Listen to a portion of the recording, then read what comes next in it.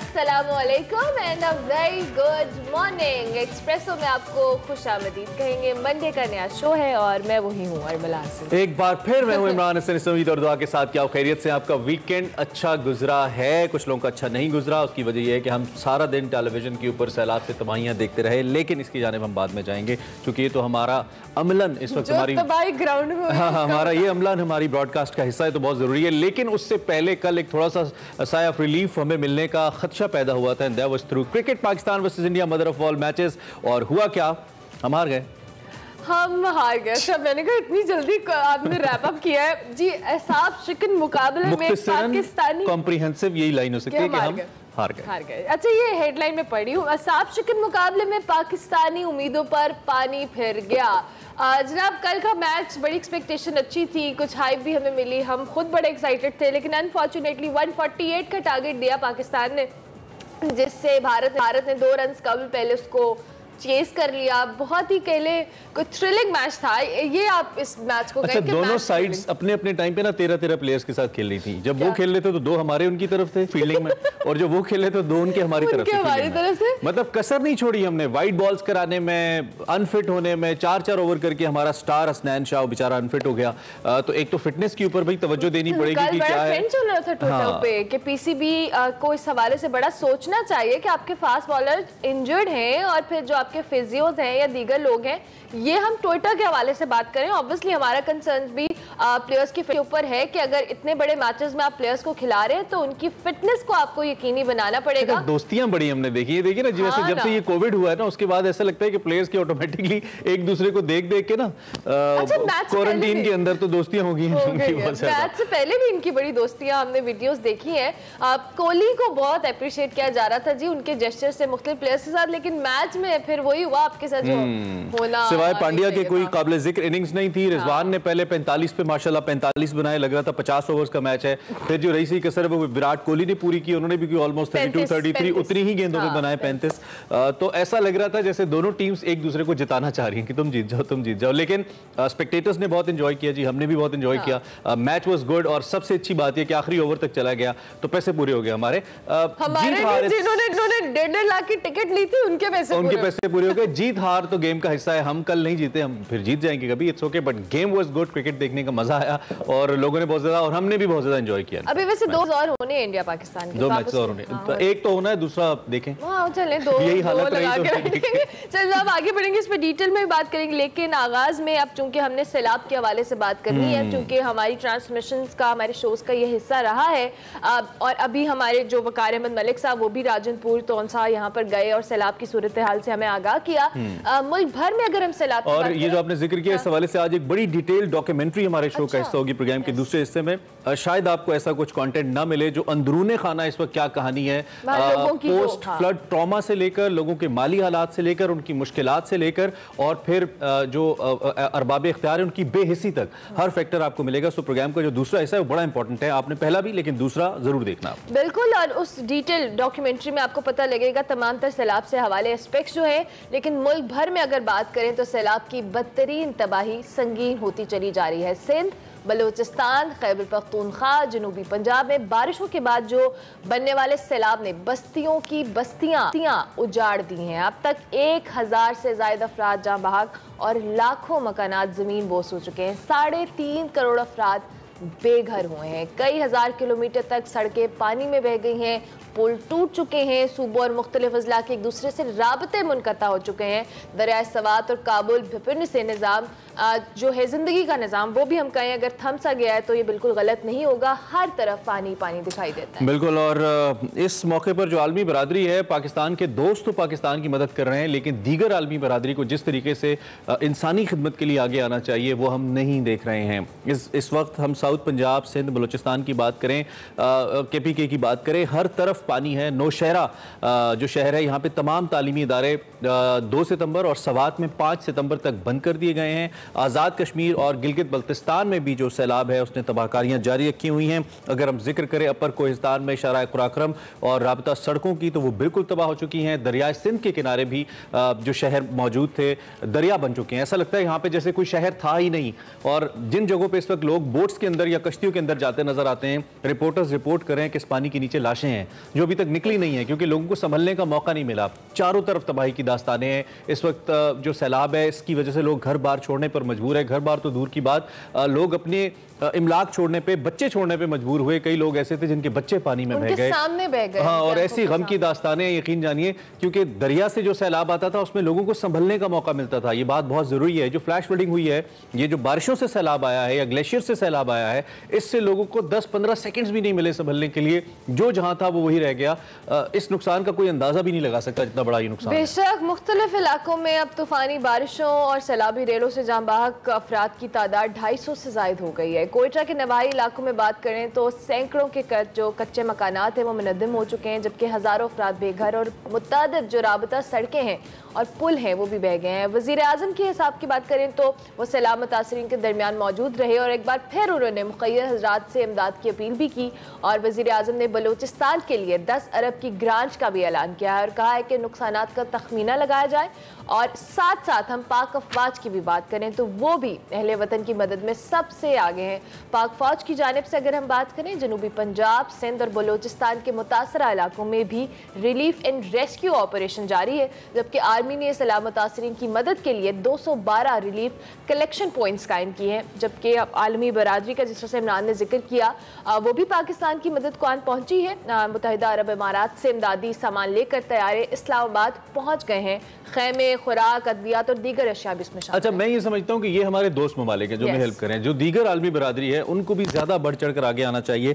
जैसे बरतानिया ने पाकिस्तान में सैलाब मुतासरीन के लिए 1.5 मिलियन पाउंड्स का ऐलान किया है। अच्छा, दूसरी जानिब आपने पाकिस्तान आर्मी का जिक्र किया तो वी हैव सर्टेन इन्फॉर्मेशन जो कि बड़ी इंपॉर्टेंट है। और मैं रात को ऑब्जर्व भी कर रहा था 1-2 पॉइंट्स के ऊपर जहाँ पे रेंजर्स के कैंप्स मौजूद हैं जी। पाकिस्तान आर्मी चूँकि एक ट्रस्टवर्दी इदारा है, लोग इस पर ट्रस्ट करते हैं, इसलिए पाकिस्तान आर्मी ने फैसला किया कि खासतौर पर लाहौर और पंजाब के मुख्तलिफ इलाकों में कुछ ऐसे कैंप्स इस्टेब्लिश किए जाएँ जहाँ पे लोग जाके अपने एहतियात दे सकें और फिर उन एहतियात को सही जगह पे, मुख्तलिफ शहरों पे है, पंजाब में खास तौर पे और दीगर शहरों में भी हैं। इसमें जनाब अगर लाहौर की बात करें तो लाहौर में रेंजर्स ने और पाकिस्तान आर्मी ने 17 मुख्तलिफ मकामात पर कैंप्स लगाए हैं एज पर इन्फॉर्मेशन, जिसमें फोर्ट्रेस स्टेडियम है, सदर है, वॉल्टन है, जौहर टाउन है, ग्रेटर इकबाल पार्क है, बेदियाँ है, डिफेंस हाउसिंग अथॉरिटी है, लिबर्टी है, कसूर, शेखुपुरा और चूनिया शामिल हैं। और इसके लिए एहतियात जमा किए जा रहे हैं। जो इसमें अपील की जा रही है मुख्तलिफ अशिया के लिए, उसमें टेंट्स हो सकते हैं, कंबल हो सकते हैं, मच्छरदानियाँ हो सकती हैं, जो भी बुनियादी ज़रूरियात ज़िंदगी हैं वो सब इसमें हो सकती हैं। तो आप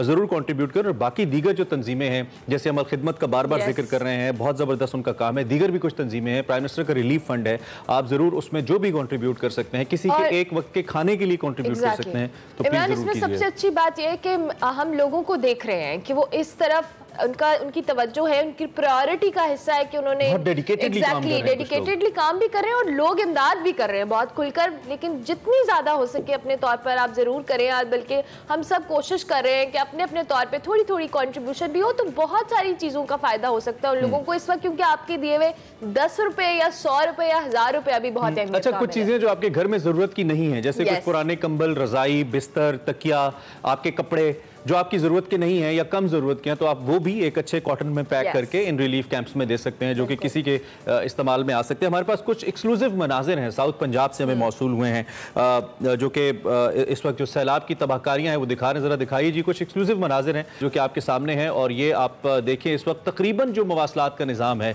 वो मुकम्मल तौर पर तबाह हो चुका है। अगर मैं 100% का लफ्ज़ इस्तेमाल करूँ अरमला, जो कि हम नहीं करते, मोहतात रहते हैं हम, लेकिन गलत नहीं होगा यहाँ कि 100% तक इस वक्त जो ज़मीनी राब्ते हैं मुख्तलिफ शहरों के वो मुनक़ता हो चुके हैं और आबादी तो हमें दूर दूर तक नजर नहीं आती। और कुछ लोगों को हमने ये कहते भी सुना, हमने पिछली दफ़ा भी बताया था कि आपको किलोमीटर्स एंड किलोमीटर्स के इलाकों के अंदर कोई मकान नजर नहीं आता जहाँ पे पूरी की पूरी बस्तियां और गांव आबाद थे। बिल्कुल, उसके साथ साथ ना सिर्फ कच्चे मकानात की बात कर रहे हैं हम, बल्कि दीगर मकानात भी जो इस रास्ते में थे, इस सैलाब के रास्ते में थे, वो मुकम्मल तौर पर तबाह हो चुके हैं। ये जो मनाजिर आप अपनी टीवी स्क्रीन पर देख रहे हैं, ये पुल है जो बह गया है, जहाँ पर राबता, ऑब्वियसली हम बार बार बात कर रहे हैं कि कोयटा के अंदर भी और जनूबी पंजाब के अंदर भी ये सारी चीज़ें हमें देखने को मिल रही हैं।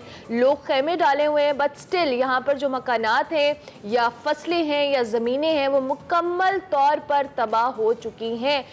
इसलिए भी ऑब्वियसली लोगों को अब चूंकि रेस्क्यू भी किया जा रहा है, सारे ऑपरेशंस तो जारी हैं, लेकिन at the end of the day ये सारी चीज़ें जिस तरह से ख़त्म हुई हैं। अल्लाह सबको अपने हिफ्ज़ व ईमान में रखे, क्योंकि ये वो डिज़ास्टर है जिसका आइंदा आने वाले कई सालों में हमें इसको जो कह लें रैप अप करना पड़ेगा, नुकसान बर्दाश्त करना पड़ेगा। ये सिर्फ ना इंसानी जान का नुकसान है, माल का नुकसान है, बल्कि ज़मीनी नुकसान भी है। हमारी फसलें तबाह हो गई हैं, हमारे जो आइंदा आने वाले सालों के लिए हमारी जो प्लानिंग थी वो सारी मलियामेट हो चुकी है। तो लिहाजा अल्लाह ताला से दुआ करें कि अल्लाह ताला इन तमाम अफराद की, इन लोगों की मुश्किलात हल करे, और जो नुकसान हुआ है नाकाबिले तलाफी उसका भी किसी ना किसी तरह अज़ाला हो सके। बिल्कुल। और एक जुमला इसमें सिर्फ मैं ये कहना चाहूँगा कि जो पूरे पाकिस्तान को खिलाने वाला किसान है, इस वक्त खुद उसको खाने के लिए कुछ चाहिए, बिकॉज ये सूरत हाल आपके सामने है और ये कैमरा आपको कुछ भी नहीं दिखा रहा। वंस अगेन ऐसे बहुत कम मनाजिर हैं ये। चारसदा चलते हैं जो कि ज़ेरे आब आया परसों, तो बहुत ही ज़्यादा खतरा मौजूद था, वहाँ पे कुछ जानी नुकसान भी हुआ, इमलाक का तो हुआ ही, और इस वक्त अंडर फ्लड है बहुत ज़्यादा। चारसदा, नौशहरा, खैबर पख्तूनख्वा के इलाके, जो मुंडा डैम है उसकी टूटने की वजह से यहाँ पे काफ़ी नुकसान हुआ। शाहिद हमीद हमारे साथ हैं, रिपोर्ट करें। शाहिद, क्या अपडेट्स हैं? आप इस वक्त चारसदा में कहाँ पे हैं और क्या तफसीलात हैं आपके पास फ्लड्स के हवाले से?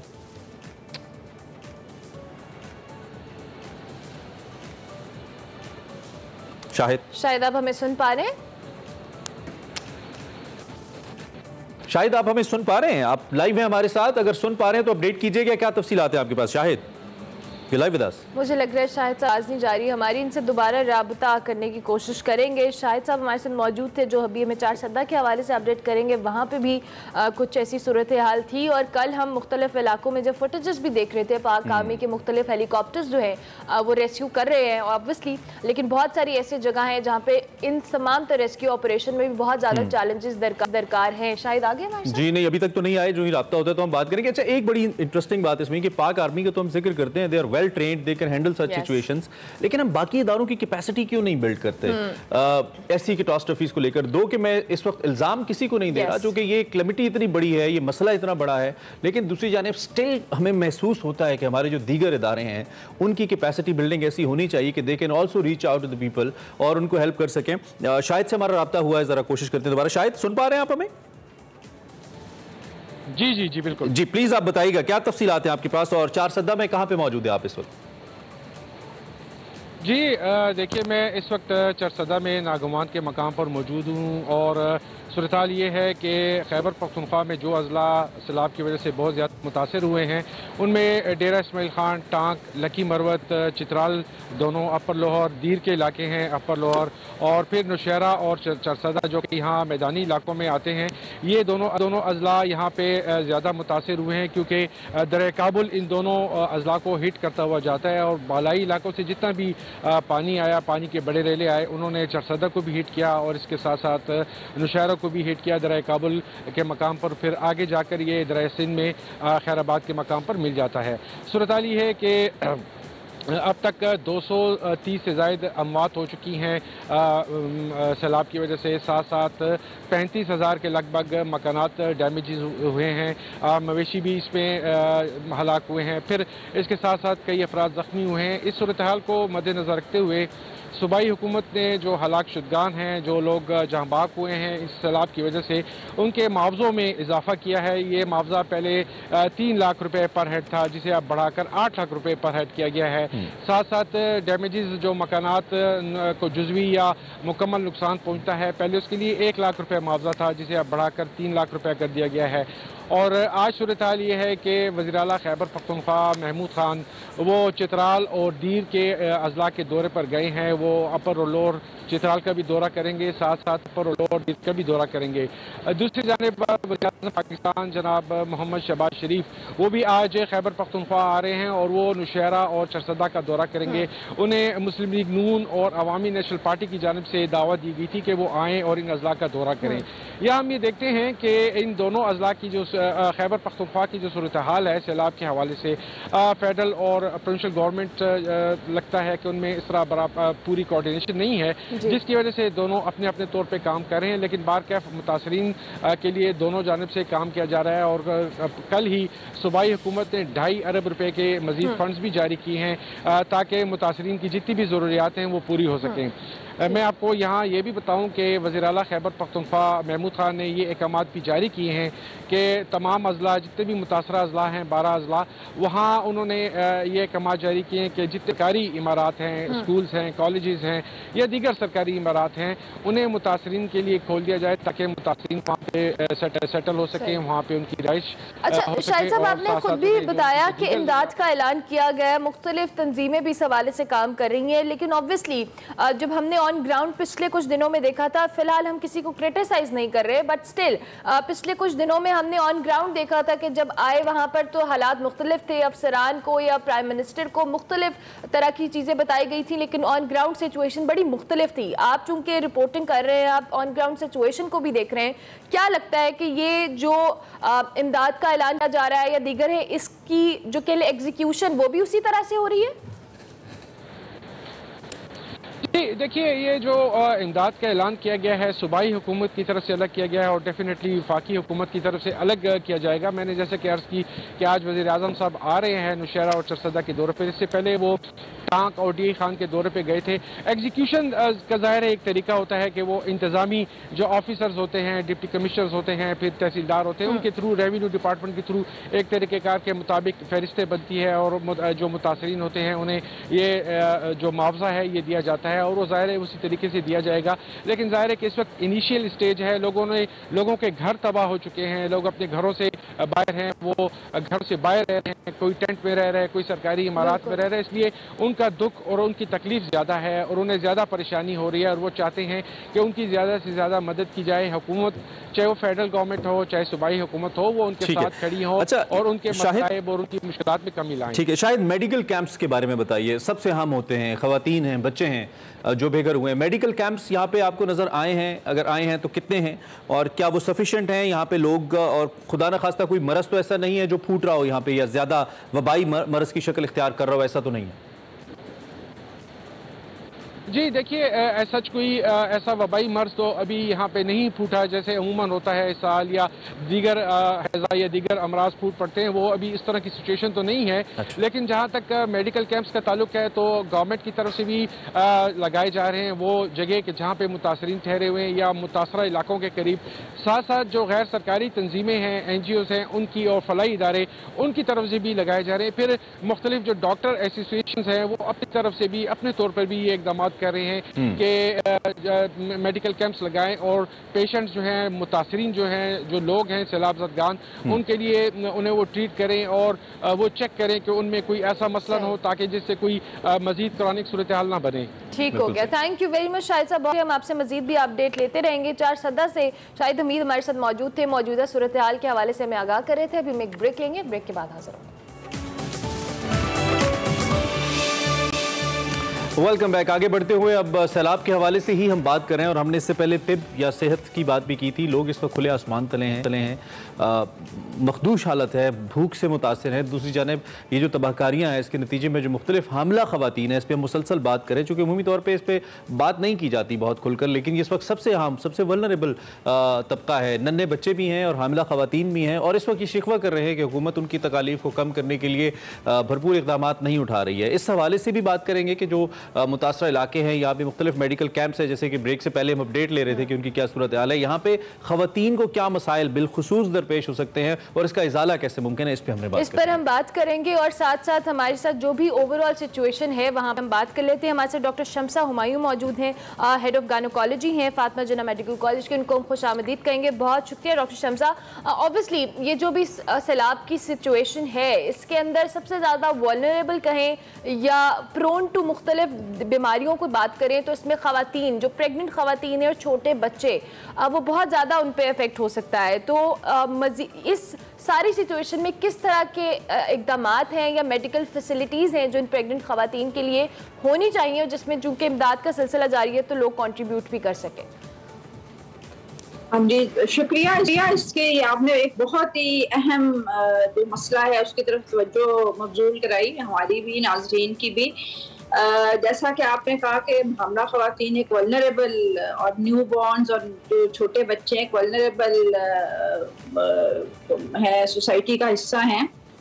इस सिलसिले में मैं ये कहूँगी कि प्रेगनेंसी के अंदर वैसे ही हमारे यहाँ पे अनीमिया या खून की कमी का शिकार ख़वातीन होती हैं, और जबकि राब्ता सड़कें मुनक़ता हैं और हेल्थ फैसिलिटीज़ भी मुतासर हुई हैं, तो जो टीमें जा रही हैं मेडिकल रिलीफ कैंप में, वो इस बात का ख़ास ख्याल रखें कि जो हामला ख़वातीन हैं या ख़वातीन जिनमें दूसरे अमराज हैं, उनके लिए स्पेशल किस्म की दवाइयाँ लेके जाएं। और कुछ टीमों तो ये भी करना चाहिए कि वो साथ एसेंशियल डिलीवरी किट्स, जिसके अंदर अगर इमरजेंसी के तौर के ऊपर डिलीवरी की जरूरत पड़े, जो कि पड़ सकती है किसी वक्त भी, उसके अंदर उस तमाम चीजें होनी चाहिए जो एक लेबर में या डिलीवरी मॉनिटरिंग के लिए या जो नया बच्चा पैदा हो रहा है न्यू बॉर्न, उसके लिए जरूरी है। अच्छा, तो डॉक्टर शमसा, सॉरी मैं आपको इंटरप्ट कर रही हूँ, आपने इसकी ट्रीटमेंट के हवाले से तो बताया, बट कौन से ऐसे मसाइल हैं जो इस सिचुएशन में हो सकते हैं ख़वातीन को, खुदा न खास्ता, क्योंकि अभी बहुत एक अजीब सी सिचुएशन है, इसमें प्रॉपर ना हेल्थ फैसिलिटीज़ हैं ना प्रॉपर वो जो कह लें बेसिक नेसेसिटीज़ हैं, तो ऐसे इश्यूज कौन से हैं जिनको एड्रेस किया जाना चाहिए? सबसे बड़ा इशू तो देखें, this is a stressful condition, और प्रेगनेंसी के अंदर कोई भी स्ट्रेस होगी तो क्या करती है, प्री टर्म लेबर के बहुत ज़्यादा रिस्क हैं, मिस कैरेज, अबॉर्शंस, ये वो चीज़ें हैं जो कि हमने देखा है पहले भी ज़लज़लों में या कोई भी कुदरती आफात या सैलाब वगैरह आए तो उसके अंदर इनका इंसिडेंस बढ़ जाता है। तो इन चीज़ों का ख्याल रखना चाहिए। फिर उनको स्पेशल डाइट चाहिए, वो खुराक आपको पता है कमी का शिकार हो जाएंगी। और जो नए न्यू बॉर्न बेबीज़ हैं उसके अंदर diarrhoeal disease, skin disease, respiratory infections, फिर मलेरिया आपको पता है जहाँ होगा ये मच्छर का वहाँ पे बहुतात हो जाती है, और फिर सफाई सुथराई, तो ये सब चीज़ें, जल्दी इमराज, सांस के इमराज, पेट के बीमारियां जिसमें पेचश, जिसके अंदर बेतहाशा किस्म के बच्चों में डायरियल डिजीजेस, सेप्सिस, इसका रिस्क बहुत ज़्यादा है। सही। अच्छा डॉक्टर शमसा, ऑब्वियसली आप खुद भी कह रही हैं कि बहुत सारे तो हैं, लेकिन कल चूँकि हम मुख्तलिफ इलाकों से हमारे पास रिपोर्ट्स भी आ रही थी और हमारे नुमाइंदगान भी मौजूद थे, ऐसी सिचुएशन में लोगों का जो ऑब्वियसली पानी का इंटेक बहुत कम हो जाता है, स्पेसिफिकली अगर हम ख़वातीन की बात करते हैं। ड्यूरिंग प्रेगनेंसी जिस तरह से खुराक इंपॉर्टेंट है, उसी तरह से water intake is also very important. पानी का इंटेक नहीं है क्योंकि ऑब्वियसली वहाँ पर तमाम सैनिटरी की या दीगर वॉशरूम की फैसिलिटीज़ उस तरह से नहीं है, तो ऐसे में क्या किया जा सकता है कि वाटर इनटेक को बैलेंस किया जाए ख़वातीन के लिए?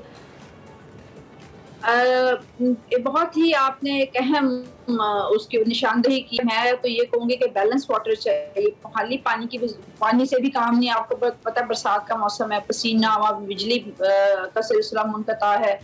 अगर हम पीडियाश्योर, ORS ये साथ मुहैया करें तो मेरा ख्याल है इलेक्ट्रोलाइट इम्बैलेंस से भी बचेंगे और पानी की कमी भी पूरी होगी। ठीक है, ये तो आप बात कर रही हैं उन ख़वातीन के हवाले से जो कि हामिला हैं, लेकिन न्यू बॉर्न्स का भी चूँकि आपने जिक्र किया, न्यू बॉर्न बच्चों के हवाले से क्या एहतियातें हैं, वो भी ज़रा कुछ अगर सीधा आप बता पाएँ। हाँ जी, न्यू बॉर्न बच्चों में जैसा कि मैंने कहा सबसे ज़्यादा मसला तो उनमें इन्फेक्शन का होता है। न्यू बॉर्न बच्चे बहुत ही ससेप्टेबल होते हैं किसी भी किस्म के इन्फेक्शन को, स्पेशली जहाँ क्लोज स्पेस होगी, जहाँ साथ साथ सैनिटेशन की फैसिलिटीज़ भी मार्जिनलाइज हो चुकी होंगी। सबसे पहले तो बच्चों को इन्फेक्शन से बचाएं। दूसरी बात, बच्चों में भी पानी की कमी के बहुत ज़्यादा चांसेस होते हैं वे जो बाद में इन्फेक्शन सेप्सिस को प्रमोट करते हैं। तो बच्चों के लिए पीडियाश्योर और पानी स्पेशली मिनरल वाटर या बॉइल्ड वाटर अगर मिल जाए तो बच्चों, न्यू बॉर्न बच्चों के लिए। फिर माँ का दूध न्यू बॉर्न बच्चों के लिए सबसे ज़्यादा, माँ का दूध अगर बच्चे पी रहे हैं तो मेरा ख्याल है पानी भी उन्हें नहीं चाहिए। इस सिलसिले में माँओं की खुराक का खास ख्याल रखा जाए। तीसरा, इन बच्चों में डायरियल डिजीजेस, हमारी नंबर 1 कॉज ऑफ डेथ है न्यू बॉर्न्स में डायरियल डिजीजेस। हमारे बच्चे इससे ज्यादा मरते हैं बनिस्बत किसी भी और चीज से। तीसरी बात, बच्चों में जल्दी अमराज, इस पे तवज्जो नहीं देते, लेकिन ये भी बहुत बच्चों में न्यू बॉर्न्स के अंदर खास तौर के ऊपर क्लोज स्पेसेस में जहाँ आप देख रहे हैं ना नहाने की फैसिलिटी होगी और ना ही उनको साफ रखने की। तो बच्चों के पैम्पर्स जैसे, अब वैसे तो आपको पता है हमारे गांव वगैरह में बच्चों के नैपकीज धो के इस्तेमाल हो जाते हैं, पर यहाँ पे इस तरह की फैसिलिटीज इन हालात में तो मुमकिन नहीं है। तो मेरा ख्याल है इसमें जब लेके जाएं मेडिकल रिलीफ में, तो जहाँ ख़वातीन के लिए सैनिटरी पैड्स बहुत ज़रूरी हैं, बच्चों के लिए पैम्पर्स और माँ की खुराक प्लस बच्चों के लिए अगर माँ किसी तरह से दूध नहीं पिला सकती तो दूध की फ्राहमी बेहद जरूरी है। ठीक है, अमूमी तौर पे ये भी होता है गांव देहातों में, तो एक रिवायत है कि जब भी प्रेगनेंसी का अमल होता है तो वहाँ पे दाइयाँ मौजूद होती हैं, और इसमें हमने देखा है कि हमारा जो मोर्टेलिटी रेशो है डॉक्टर साहब वो बहुत ज़्यादा है। इसमें बहुत सारी जानें, न सिर्फ माँ की बल्कि बच्चे की, दोनों जच्चा बच्चा इसमें उनका नुकसान होता है। एक तो यहाँ पे भी अमल है, ये किस हद तक नुकसानदेह है? और दूसरा मैं आपसे पूछना चाहूँगा, जो मुख्तलिफ जूनियर डॉक्टर्स हैं, या अभी चूँकि एमरजेंसी की सूरत हाल है तो वहाँ पे सीनियर जूनियर का तो फ़र्क नहीं है, लोग जा रहे हैं और वो ओबियसली अपनी तरफ से कोशिश कर रहे होंगे। आप being a senior health professional कोई मशवरा देना चाहें वो लोग जो कि इस वक्त कैंप्स में पहुँच रहे हैं टू हेल्प दीज पीपल? हाँ जी, सबसे पहले तो हमें अप्रिशिएट करना चाहिए जो भी वहाँ जा रहा है in spite of so many difficulties. अब देखिए टेली मेडिसिन भी बहुत एडवांस हो गया, अगर सिग्नल्स आ रहे हैं तो कोई कॉम्प्लिकेशन होती है they can always contact with their seniors. दूसरी बात, जैसे मैंने कहा कि एसेंशियल अगर आपके पास चीज़ें हैं, deliveries and physiological normal process, एक तरबियत याफ्ता दाई जो है वो भी उस वक्त कारआमद हो सकती है, लेकिन जहाँ ना तजर्बाकार अगर दाइयाँ हैं उनमें तो ऑब्वियसली वो तो किसी भी हालात में are unsafe for the patient, for the newborn as well as for the mother.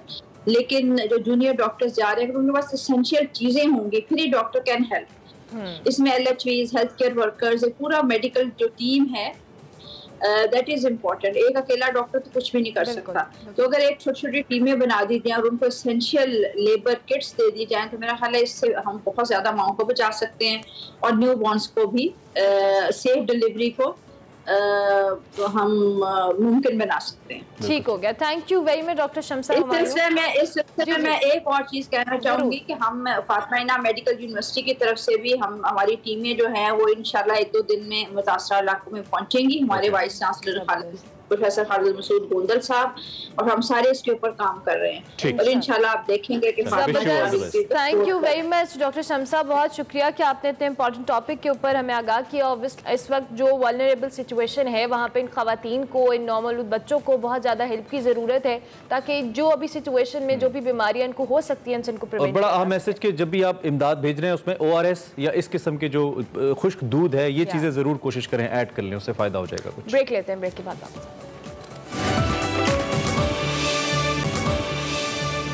Welcome back to Expresso. Program के शुरू में भी जिक्र किया था, अब भी करेंगे mother of all matches, Pakistan versus India match का। पाकिस्तान ने भारत को जीत के लिए 148 रन का हदफ दिया।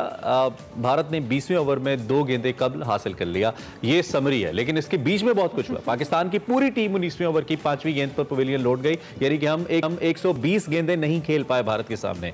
भारतीय फास्ट बॉलर भुवनेश्वर कुमार ने 26 रन देकर 4 खिलाड़ियों को पवेलियन की राह दिखाई, जबकि हार्दिक पांड्या ने 25 रन दिए और 3 खिलाड़ियों को आउट किया। दूसरी जानिब हम अगर कौमी टीम की बात करें तो उनकी पहली विकेट बाबर आजम जो कि मुसलसल अच्छा स्कोर कर रहे थे, कल शायद अंडर प्रेशर आ गए, सिर्फ 10 रन बनाकर आउट हुए। फखर जमान एज यूजुअल, कैप्टन फखर जमान फिर कल नहीं चल पाए, 10 रन बनाकर आउट हुए, विकेट कीपर को अपना कैच थमा बैठे। और इफ्तिखार अहमद जो कि बहुत ही पुराने आदमी हैं, उन्होंने मोहम्मद रिजवान के साथ कुछ 45 रन की शराकत तो की, लेकिन कुछ काम नहीं आई। लेकिन वो भी 28 रन बनाकर आउट हो गए। मोहम्मद इफ्तिखार के बाद Mohammad Rizwan 43 run classic 43 run. हाँ ठीक है, उसके बाद जी खुशदिल शाह आए, उन्होंने 2 रन बनाए, और फिर आसिफ अली आए, उन्होंने 9 रन बनाए। मोहम्मद नवाज आए, उन्होंने 1 रन बनाया, जबकि शादाब खान ने 10 रन बनाए। उसके अलावा जी नसीम शाह आए, उन्होंने 0 किया। शाहनवाज धानी ने छक्के लगाए और उन्होंने 16 रन बनाए, और शाहनवाज धानी आखिरी ओवर्स में 2 छक्के, जिसने हमने कहा। तो जनाब ये कल मैच की सूरत हाल थी। इंडियन प्लेयर्स ने भी, जिस तरह से हम आगाज में बात कर रहे थे कि माशाल्लाह दोनों साइड से टीम्स ने अपनी अपनी कंट्रीब्यूशन की कि वो अपनी से ऑपोजिट। ये था कि बाउंड्रीज बड़ी थी, अच्छा उन्होंने बाउंड्रियां दूर रखी हुई थी हमारे लिए, हमारे कैच। ठीक है, इसमें हम बात कर लेते हैं जी। अब्दुल माजिद अवान हमारे साथ मौजूद हैं, स्पोर्ट्स एनालिस्ट, इनको खुश आमदीद कहेंगे। Thank you very much Abdul Majid, आपने भी ज्वाइन किया। वैसे तो इस मैच की एक्साइटमेंट मेरे ख्याल से पूरी कौम को होती है, और जब इंडिया पाकिस्तान का मैच होता है, कल मेरे ख्याल से सब देख रहे थे इतने खुशू खुजू के साथ के मैच में, लेकिन स्टिल वही हुआ जो हम थोड़ा सा कहीं एक्सपेक्ट कर रहे थे। तो आपका क्या तज्जिया होगा कल के मैच पे? अस्सलाम वालेकुम सबसे पहले, और गुड मॉर्निंग सबको। गुड तो नहीं, बहुत बैड मॉर्निंग लग रही है। पाकिस्तान हार गया 10 विकेट की, जो हमारी पिछले साल T20 वर्ल्ड कप में विन थी, उसके बाद हम एक्सपेक्ट कर रहे थे कि हम जीत जाएं, लेकिन ऑब्वियसली इस दफा जो टीम सिलेक्शन थी वो बहुत कंफ्यूज थी। जो आप अभी बात कर रहे थे इफ्तिखार की, काफी पुराने आदमी है, और इसके अलावा आप सबसे बड़ी बात तो आपको कल मैच में ही दिख गई कि हमारे आधे से ज्यादा फास्ट बॉलर्स जो हैं वो बिल्कुल भी फिट नहीं है। हसनैन जो है वो अपना मॉडल रिएक्शन जो एक्शन है वो रीमॉडल करके वापस आए, उनको खिलाया ही नहीं। हसन अली को भेजा लेकिन उनको भी नहीं रखा, एक्सपीरियंस भी नहीं गए, यंगस्टर्स की तरफ गए। नसीम शाह ने बहुत अच्छी बॉलिंग की, लेकिन अगेन आप जब उनका आखिरी ओवर देखते हैं और उनके जो है वो क्रैम्प्स पड़े हुए, तो दिस शोज के कहीं ना कहीं ये बहुत रश डिसीजन था स्क्वाड सिलेक्शन में। आप इफ्तिखार को भी लेके गए हुए, आप आसिफ अली को भी लेके गए हुए, जिन सबको बड़ा हिटर माना जाता है, लेकिन माशाल्लाह से कल किसी से हिट नहीं हुई, उल्टा शाहनवाज दहानी और हारिस। मेरा यही सवाल है माजिद कि हम PSL में तो आसिफ साहब बहुत लंबी लंबी खींचते हैं, जो हमारी क्रिकेट होती है, ये इंटरनेशनल मैचेस में क्या हो जाता है? ना कल खुशदिल साहब अपना पहला मैच खेलते हुए कुछ अच्छा कर पाए, ना आसिफ कर पाया, ये क्या था? सर ये एक बहुत बड़ी चीज होती है, जो कल आसिफ अली के बारे में तो सबसे ज्यादा कल मजाक उड़ता रहा, क्योंकि उन्होंने एशिया कप से 2 दिन पहले ही इंटरव्यू दिया था कि मैं रोज प्रैक्टिस में 100 से 150 छक्के मार रहा हूँ। तो इंशाल्लाह कोशिश होगी कि मैच में भी जो मेरे से वीडियो गेम में मार 4 छक्के 5 मारने की वो मार। तो उस पर बड़ा लोग मजाक उड़ा रहे थे कि लग रहा है गली की बाउंड्री रख के छक्के मार रहे थे या टेनिस बॉल से खेल रहे थे। तो अच्छा माजिद, पाकिस्तानी टीम पे तनकीद अपनी जगह, पाकिस्तानी टीम पे तनकीद अपनी जगह, हमारी बैटिंग तो कोलैप्स की, चले उसमें बैटिंग ऑर्डर का मसला होगा, कुछ लोग कह रहे हैं बाबर को 1 डाउन आना चाहिए था एंड ऑल दैट, उसको उससे हटके भारत ने भी कोई कसर नहीं छोड़ी कि वो कहे कि पाकिस्तान जीत जाए। मतलब उन्होंने भी 148 को आखिरी गेंद तक वो ले गए, ऊपर नीचे विकेटें गिराते रहे, गलत शॉट्स खेलते रहे, मिसफील्ड्स करते रहे, और जिस तरह रिजवान ने हमें 45 पे 45 बनाया, उस तरह आई थिंक विराट ने भी ऑलमोस्ट 35 के आसपास 35, तो भारत ने भी कोई कसर नहीं छोड़ी। आप इनको ये नहीं कह सकते कि इंडिया ने बड़ी अच्छी क्रिकेट खेली। Your take on it. लेकिन इंडियन क्रिकेट की आप एक बात याद रखें, उनके पास मैच विनर्स भरे पड़े और सीजन्ड मैच विनर्स हैं। उनका हार्दिक पांड्या जो कल आपको छक्का मार के जिता के गया, वो पहली दफा IPL में टीम लेके उतरा है, डेब्यू टीम को उसने IPL का टाइटल जिताया। IPL जितनी भी वो हम इख्तिलाफ हो, लेकिन it is the most competitive T20 league. तो आप सोचें उनका एक ऑलराउंडर जो है वो टाइटल विनर है IPL में। उसके बाद स्काई जो है सूर्य कुमार यादव, कल नसीम शाह ने बहुत अच्छा बोल किया, बहुत दिल को सुकून मिला हमें देख के। लेकिन स्काई जो है वो भी एक सीजन जो है T20 स्पेशलिस्ट के तौर पे आ रहे हैं। हम लोगों की सिलेक्शन जो अगेन मैंने शुरू में भी कहा बहुत कंफ्यूज्ड सिलेक्शन थी, हमें समझ ही नहीं आ रहा था किसको लेके जाएं किसको नहीं लेके जाएं। शाहीन ऑब्वियसली उसकी इंजरी हो गई तो वो बाहर बिठाना पड़ा, लेकिन उसके बाद वी लॉस्ट द स्क्रिप्ट, हमें समझ ही नहीं आया हमने करना क्या है। हम एशिया कप में जा रहे हैं, UAE की कंडीशंस में जा रहे हैं, हमारी स्ट्रेंथ है, हमने 10 साल वहां पे क्रिकेट खेली है मिसबा के टाइम में, और हम ही उन कंडीशंस को अगर नहीं समझ पाए, इंडिया बेहतर समझ पाया। उन्होंने 4 पेसर्स खिलाए, आप कोई सोच भी नहीं सकता था कि UAE की कंडीशन में 4 पेसर्स और आप फिर बाउंसर्स करवाएंगे। सबसे बड़ी बात तो ये थी ना कि आउट ऑफ स्क्रिप्ट वो एक आउट ऑफ सिलेबस पेपर आ गया था पाकिस्तानियों के। जी। अच्छा अब्दुल माजिद, आपने कहा बाउंसर आ गए और वो 3-4 विकेट शॉर्ट पिच पे उसी पे जा रही थी। आपने बोला कि ये जो हमारी कंडीशंस हैं इससे बड़े फेमिलियर थे, बट आपने एक पहले बात की कि हमने न्यू कमर्स को और जो कहने इतने ज्यादा एक्सपीरियंस नहीं थे उनको खिलाया। दो के इंडिया पाकिस्तान के मैच में हमें एक्सपेक्टेशन होनी चाहिए कि हमारे पास इतने सीजन्ड और इतने एक्सपीरियंस लोग हैं, हम उनको क्यों नहीं खिला रहे और न्यू कमर्स को हम थोड़े कम चैलेंजिंग मैचेस में खिलाएं ताकि उनको भी अपॉर्चुनिटी मिले और सीजन जो प्लेयर्स हैं वो भी अच्छा परफॉर्म करें। आपका इशारा शोएब मलिक की तरफ है। यस जी हमारा एक बहुत बड़ा अलमिया है पिछले कुछ 7 साल से, जब से PSL स्टार्ट हुई है, कि हम लोग PSL से ही पिक करते हैं, चाहे हमें ODI का प्लेयर चाहिए हो, टेस्ट का प्लेयर चाहिए हो या T20 का। लेकिन उसमें भी अब स्टैग्नेशन आ गई है। आपके पास टैलेंट पूल जो है वो अच्छा तो आ रहा है, लेकिन आप ज्यादा एक्सपेरिमेंट नहीं करना चाह रहे। आपको PSL से टैलेंट आइडेंटिफाई करके उसको अच्छी जगह पे खिलाना जरूरी है। आप शाहनवाज दहानी को ही देख लें, कल जाके बेचारे को मैच मिला है, वरना वो या तो मिठाइयां बांटने की ड्यूटी पे या केक खिलाने की ड्यूटी पे या प्लेयर्स के साथ सेल्फीज और तस्वीरें बनवाने की ड्यूटी पे। तो आप इस तरह करेंगे, बच्चों को सिर्फ साथ लेके जाएंगे और उन्हें टूरिस्ट की तरह जी जाओ घूमो फिरो, मैच तो तुम्हें मिलने नहीं वाला, तो फिर आप डेवलप नहीं कर सकते। अच्छा, इंडिया अपनी पूरी B टीम्स खिलाता है, 11 के 11 नए लड़के जो है वो जिम्बाब्वे के अगेंस्ट खिला देता है। हम नेदरलैंड्स के अगेंस्ट अपनी पूरी फुल स्ट्रेंथ और 10-10 रन से जीत रहे थे मैच। ये भी है। उनको दुख नहीं है कि वो जिम्बाब्वे से हार जाएं, वो कहते हैं खैर है, लेकिन जिम्बाब्वे से हारने में हमारे 11 प्लेयर जो हैं वो इंटरनेशनल मैच का प्रेशर या इंटरनेशनल मैच को समझ जाएंगे। ट्रू दैट, ये बहुत अच्छी स्ट्रेटजी है। अच्छा, ये जो इनकी हमारे प्लेयर्स के अपने अपने डिपार्टमेंट्स तो जो भी हैं, बॉलिंग बैटिंग फील्डिंग के अंदर, ये फखर जमान एंड कंपनी, इनका क्या करना है? कल हमने बाबर को भी देखा, बड़े क्रूशल मौके पे उन्होंने एक चौका दिया। फिर बॉलिंग की अगर हम बात करें, हारिस उस वक्त वाइड बॉल्स कर रहे थे जहां पे आपको मुकम्मल लाइन एंड लेंथ का ख्याल करना है। डेथ ओवर्स के अंदर हारिस जब भी आते हैं, मैं कल मुख्तलिफ कमेंटेटर्स को सुन रहा था, तो वो कहते हैं कि ये पिट जाते हैं, अल्लाह करे ना पिटे, लेकिन वो पिट गए और उन 12 रन ने इनफैक्ट मैच का फिर पासा पलट दिया और फिर वो एक छक्का जो पड़ गया। जी नसीम, हारिस रऊफ का एक बड़े मजे का स्टार्ट है जो मैं शेयर करना चाहूंगा, वो ये है कि जब भी उन्होंने विकेट्स लिए हैं डेथ ओवर्स में, 70% ऑफ द विकेट्स उनकी जो है वो डेथ ओवर्स में। लेकिन आप जब रन स्कोरिंग देखें तो उनको सबसे ज्यादा रन्स भी डेथ ओवर में पड़ते हैं। तो हारिस रऊफ की ये कोई स्किल नहीं है कि वो लास्ट ओवर्स में विकेट ले रहे हैं। बेसिकली जब आप चेस कर रहे हैं या आप टारगेट सेट कर रहे हैं, आप लास्ट ओवर्स में मारने जाते हैं, हारिस रऊफ के पेस पे जरा सी भी मिस टाइम शॉट पे आप आउट हो जाते हैं। तो हारिस रऊफ को ये जो हमने डेथ का बॉलर बना दिया है, वो हम टेक्निकलिटी समझ ही नहीं पा रहे कि वो विकेट नहीं लेते, वो बेसिकली उस टाइम में बॉलिंग करते हैं जब हर बंदा मारने जा रहा होता है या तो चेस के लिए या टारगेट अच्छा सेट करने के लिए। तो हारिस रऊफ के हमें माइंडसेट से निकलना होगा। हमने बीबीएल के उसके 2 मैचेस देख के उसको भी सिलेक्शन में लिया है। यही अगेन बात यही होती है, आप डोमेस्टिक में इतने लड़के हैं, आप लोग कभी डोमेस्टिक के मैचेस देखें जाके, आप भूल जाएंगे पाकिस्तान की 11 को, आप बोलेंगे ये हमारे लड़के जो मेन खेलते हैं ये तो कुछ भी नहीं है, ये डोमेस्टिक के लड़के हैं असली। लेकिन अगेन आपको एक पूल आइडेंटिफाई करना है 20-25 लड़कों का, बॉलर्स, पेसर्स, स्पिनर्स सब, और उनको ले जाके यानी माजिद हमें बहुत इनिशियली स्ट्रैटेजी और प्लानिंग करनी पड़ेगी अपनी टीम की सिलेक्शन को लेके। Thank you very much Abdul Majid. पे काम करने की जरूरत है आपको, आपके पास बैकअप नहीं है। टाइम खत्म हो गया। अब्दुल माजिद अवान हमारे साथ मौजूद थे। सेगमेंट का टाइम खत्म हो गया, हमारा टाइम है अभी। अच्छा, अल्लाह खैर करे, हमारा टाइम। चले जी, क्रिकेट में बात करते हैं, कोई बात नहीं है, एक मैच और हमारा होगा, 2 भी हो सकते हैं। सो अल्लाह करे कि हम अच्छा परफॉर्म करें और कम बैक करें। हारना जीतना नहीं है जी। मैच कल अच्छा हुआ, वैसे एंटरटेनिंग मैच था, लेकिन जो क्रिकेटिंग एक्सपर्ट है जैसे कि माजिद साहब हैं, या मैं कुछ सीनियर प्लेयर्स को सुन रहा था, they are not happy with the cricket और कैप्टेंसी जो कल हुई है, इस पे 12 सवालात। चले जी, इंडिया पाकिस्तान का मैच था, ब्रेक ले लें।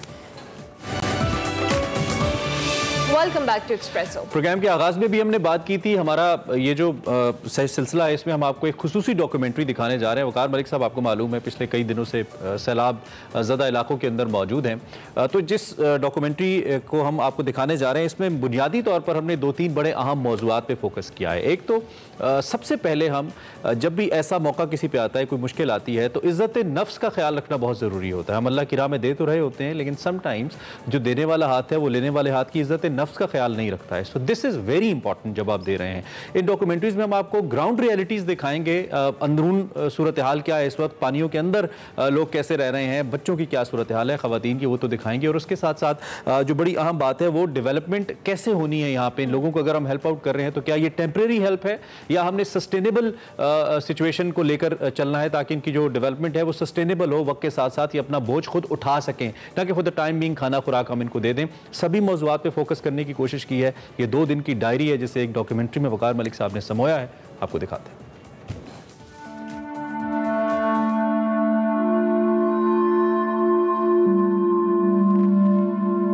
ईंटों पे एक शख्स जो है वो तन्हा और उदास बैठा हुआ है। मैं असा शोते लुढ़ गए हैं, सारा सामान ही लुढ़ गए, अल्लाह दा बंदा सारे घर भी लुढ़ गए।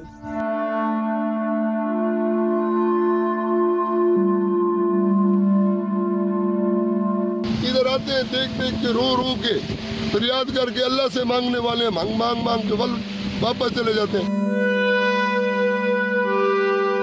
मकान जो हैं उनके बस निशानात रह गए हैं, दीवारें हैं, अब कुछ भी नहीं रहा।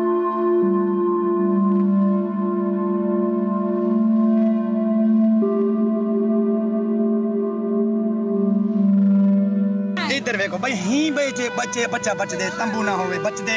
अच्छा, इसको अंदर कर, इसको अंदर कर, इसको कपड़ा डालो, बस इसको कपड़ा डालो, बारिश ना लगे, बस इसको उधर अंदर। मेहरबानी थी आवनी। अल्लाह दी जात दे टुक्कर पे ने कोई चावल फक्का देवे मैं जेड़ा मरीज रिपोर्ट मेरे लाथे ले। उनको 3 दिन से खाना नहीं मिला था और जब हम वहाँ पहुँचे तो लोगों का जमे गफीर हमारे साथ इकट्ठा हो गया।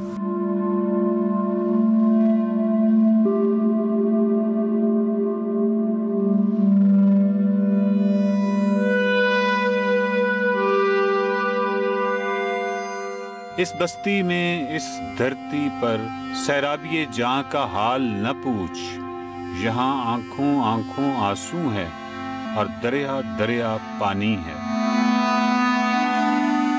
बस्ती के घरों को क्या देखे, बुनियाद की हुर्मत क्या जाने। सैलाब का शिकवा कौन करे, सैलाब तो अंधा पानी है। शायद सैलाब का पानी अंधा नहीं है, हम अंधे हैं। ये सैलाब के 2 दिनों की डायरी है। इस डायरी में अनगिनत कहानियां हैं, कसमपुस्सी की कहानियां हैं। इस कहानी किताब में कई अबवाब हमारी गफलतों के भी हैं। नौहा गरीब दुरुस्त सही कि इंसान गमज़दा होता है, लेकिन मंसूबाबंदी की सलाहियत भी इसी इंसान के पास है। देखना यह है कि नौहागरी का ये सिलसिला जारी रखना है या इन गमज़दा बेसहारा लोगों के दुखों को ख़त्म करने के लिए कोई मुस्तकिल बंदोबस्त भी करना है। सैलाब के ये 2 दिनों की डायरी है। हर तरफ फैले हुए अलमिये हैं, अलमियों का अंबार है। ये अंबार उठाएगा कौन? इस वक्त सूरत हाल ये है कि मैं नाड़ी का एक ये इलाका है, तौसा के बिल्कुल, तौसा शरीफ के बिल्कुल साथ, थोड़ा सा आगे। और यहाँ पे जो मेरे साथ इस वक्त साहब खड़े हैं, इनका एक मछलियों का फार्म था और अपना एक अच्छा भला घर भी था और कारोबार भी था। वो आपका फार्म था? जी जी, फार्म था, मछली का फार्म था। और वो बह गया सारा? बह गया, वो 25 लाख का वो नुकसान हो गया। बाकी मेरे तो कर्जा बाकी खड़ गया है, घर भी लौट गया है। बच्चे बैठे नहीं में बैठे, ना कोई टेंट मिलता है, ना कोई राशन मिलता है, कुछ नहीं मिलती। इवें रोड पे फिर के बोतल चोड़ के शाम को सौदा गिन में। अब मसला ये है कि यहाँ पे यानी इससे अंदाज़ा लगाएं कि जो उनके नुकसान की जो मालियत है वो ये बता रही है कि ये अच्छे भले खुशहाल आदमी थे, लेकिन इस वक्त जो सूरत हाल है वो ये है कि ये बोतलें चुनते रहते हैं। और बोतलें चुन के ये आप कहाँ बेचते हैं? बस ये थी कि उशार बेच कर सौदे गिन गया, बस बच्चों का गुजारा कर। ये बोतलें बेच के ये फिर उससे जो पैसा आता है उससे घर वालों के लिए कुछ जो भी उस दिन का कोई राशन या कोई आटा या कोई सब्जी जो कुछ मिल जाता है, बस वो इस तरह की ये सूरत हाल है। तो इसलिए आपका जो इस वक्त इमदाद का मामला है ये बहुत ज़रूरी है, क्योंकि 2005 में मैंने ज़लज़ला जब आया था उस वक्त कोई गफलत नहीं देखी थी। 2010 की जो सैलाब आया था उसमें कोई गफलत नहीं देखी थी, लेकिन इस दफ़ा एक गफलत देखने में आ रही है। वो गफलत जो है वो डेफिनेटली बहुत हद तक अनइंटेंशनल है। वो इस वजह से भी है कि तरजीहात जो हुकूमत की हैं उसमें सफ़े अव्वल की तरजीह ये बन नहीं सकी और इसकी बहुत सारी वजूहत सियासी हो सकती हैं। लेकिन इन तमाम चीज़ों से हट के हमारा इस वक्त जो काम है वो ये है कि इनकी फौरी तौर पे किसी भी हवाले से इमदाद जो है उसको यकीनी बनाया जाए।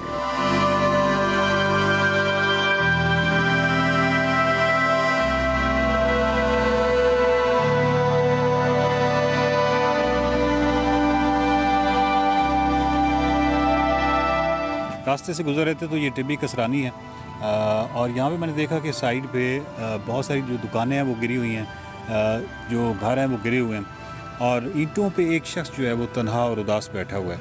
तो फिर मैं उसके पास चला आया। वालेकुम भाईजान। यूसुफ क्या हाल है? अल्लाह का शुक्र भाईजान। यूसुफ क्या हुआ आपके साथ, क्या हुआ है इस साल? आपके साथ भाईजान इधर सैलाब भैया हुआ है, हमारा 2-3 दुकानें वो भी गिर गया है, डेक हमारा था वो भी गिर गया था। ये जो गाड़ी धोने वाला, वॉश करने वाला वो डेक होता है? हाँ वो भी गिर गया है, वो आपके सामने है इधर ही। 3 दुकानें थी इधर जिधर हम बैठे, एक दुकान बच्चे 2 दुकानें गिर गए, उसका सामान का पता भी नहीं है, सामान किधर चला गया। इधर नाल हमारे गुरमाने की बस्ती है वो भी सारी तबाह हो गई है। हमारा तो दुकानें के पीछे इधर घर था वो भी तबाह हो गया है। एक कमरा था, एक 4 दीवारी थी, गेट भी लगा हुआ था। गरीब लोग हैं, टीन का गेट था और एक दरवाजा लकड़ का था। गरीब लोग हैं, इधर कोई भी नहीं आया था, कोई इमदाद नहीं, कोई नहीं आया था भाईजान।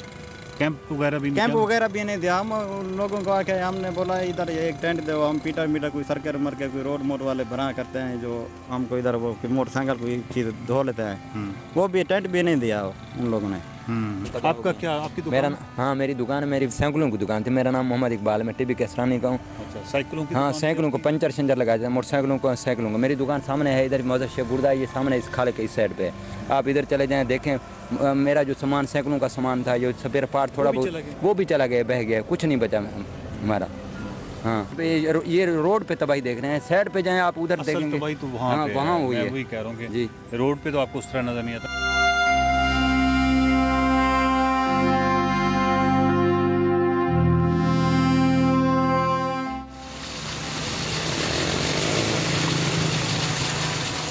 मैं जी जलोवाली में हूँ और जलोवाली जो है यहाँ पे तबाही के जो मनाजिर हैं वो मतलब बहुत ज़्यादा हैं। और पानी ने जिस तरह कटाव किया है, यहाँ पे पूरी एक लाइन है जहाँ पे जो मकानात हैं वो कुछ गिरे हुए हैं। बहुत ज़्यादा मकानात तो गिरे हुए हैं, उनमें से कुछ मकानात ऐसे भी हैं जो मकीनों ने खुद गिराए हैं।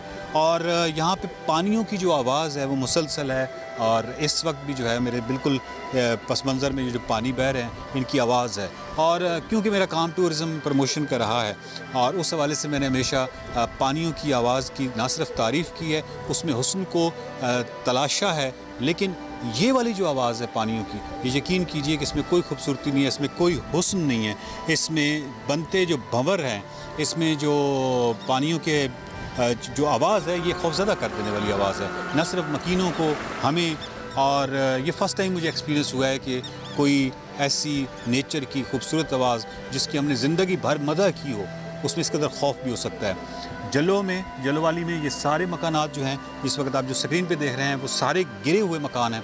और इसमें पता चलता है कि इमरजेंसी में लोग जो हैं वो छोड़ गए हैं मकानों को अपने। और बहुत सारे मकान जो हैं वो ख़ुद गिराए गए हैं। इसमें से बहुत सारे मकान जो हैं, बहुत अफसोस होता है कि जो साहिब मकान था और उसकी जो जमालियाती हिस्स थी वो नज़र आती है, उसकी जो खूबसूरती, और उसने बहुत मोहब्बत से जो अंदर जो खूबसूरती से जो फ़नपारे और फ़नकारी के जो नमूने थे, उनको जब आप देखते हैं तो आपको आइडिया होता है कि कितनी मोहब्बत से वो घर बनाया गया होगा और किस कदर जल्दी में वो घर छोड़ा गया होगा।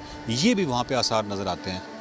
तो जो आप कच्चे में जब उतरते हैं, पक्की सड़क को छोड़ते हैं, तो फिर हर तरफ आपको तबाही के मनाजिर नज़र आते हैं, फिर आपको वो तबाही का स्केल नज़र आता है। जहाँ तक इमदादी सरगर्मियों की बात है, तो सच पूछें तो इंडिविजुअल आपको नज़र आती हैं। अभी मैं यहाँ पे आया हूँ जलोवाली में, तो एक ट्रक खड़ा हुआ था जो कि फैसलाबाद से आया हुआ था। इस तरह के एक इंडिविजुअल इनफरादी सतह पे यकीनन वो आपको एक काविश नज़र आती है, और दूसरी काविश आपको ऑर्गेनाइजेशनल सतह पे अल खिदमत की नज़र आती है।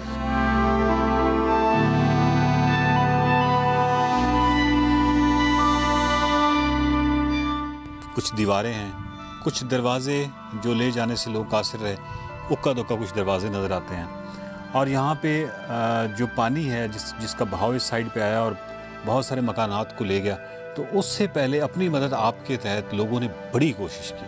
और बहुत मतलब रेत की शक्ल में, ईंटों की शक्ल में बहुत सारा मटेरियल जो है वो इसमें फेंका कि हो सकता है कि इसका रुख तब्दील हो जाए। लेकिन बहरहाल पानी जो है उसका बहाव बहुत तेज़ था, और वो इनकी जो सारे असबाब थे जो उन्होंने अपने लिए किए थे इसका रुख मोड़ने के लिए, वो उन सब को भी बहा के ले गया।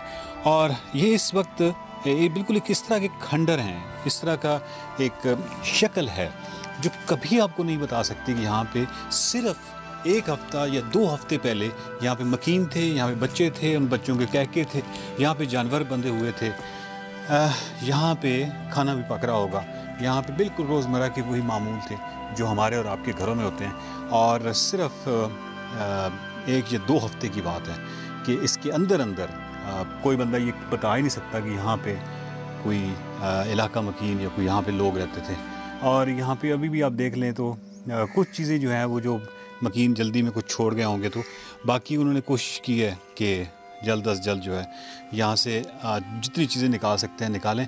कुछ ऐसे घर भी आपको दिखाऊंगा जो दरिया ने नहीं तोड़े।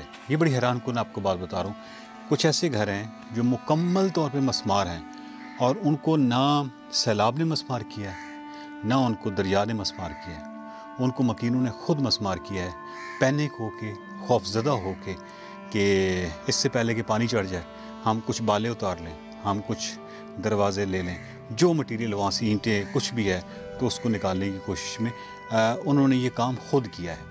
तो इस तरह की जो है सूरत हाल, इस तरह की जो पैनिक और खौफजदा कर देने वाली सूरत हाल इस पूरे इलाके में नज़र आती है, जिसको जल्लो वाली कहते हैं।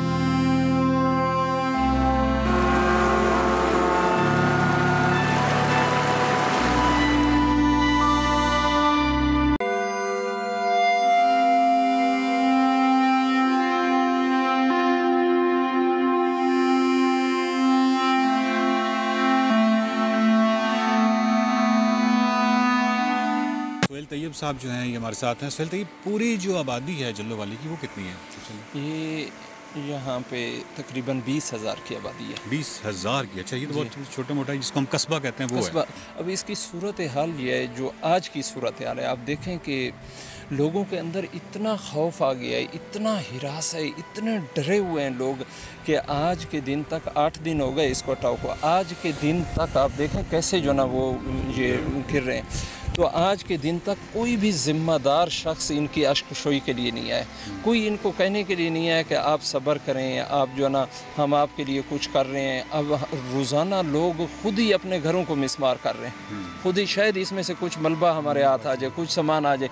ये जो आप पीछे पानी देख रहे हैं, ये यहाँ पे पानी नहीं बहता था ना, ये पानी बहने की जगह है। यहाँ से लेकर वो आखिर तक ये सारे महल्ले थे, ये घर थे, ये पूरे के पूरे घर, ये पूरे का पूरा महल्ला जो ना पानी बहा के ले गया है।